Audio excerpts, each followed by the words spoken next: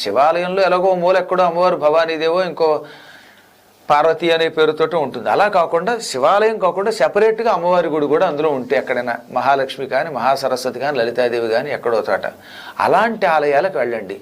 ముందు శివుడికి యథాశక్తిగా అభిషేకం చేసుకోండి, లేక పూజ చేయండి. ఆ తర్వాత అమ్మవారి సన్నిధానంలో ఏ అమ్మైనా పర్వాలా, సరస్వతి అయినా మహాలక్ష్మి అయినా లేక లలితాదేవి అయినా, శివాలయం అమ్మవారు కలిసి ఉన్నటువంటి ఆలయంలో అమ్మవారి సన్నిధానంలో కూర్చోండి. 108 పర్యాయములు ఈరోజు ఓం హ్రీం శ్రీం క్లీం వసుధాయే నమః, ఓం హ్రీం శ్రీం క్లీం వసుధాయే నమః ఈ మంత్రం చేయండి. మీకు భూమి దక్కపోతే అడగండి, మీ భూములకున్న యాతనలన్నీ తొలగిపోతాయి, భూమి మీకు దక్కుతుంది, శీఘ్రకాలంలో సుగృహం కట్టుకోగలుగుతారు. ఇక్కడ కూడా మీకు విషయం చెప్పాలి. పాపం ఒక ఆయన బెంగళూరులో స్థలం కొనుక్కుందాం ఇల్లు కట్టుకుందాం అని ఎంత ప్రయత్నం చేసినా కట్టుకోలేకపోయాడు. ఈ మంత్రాన్ని నేను కార్తీక మాసంలో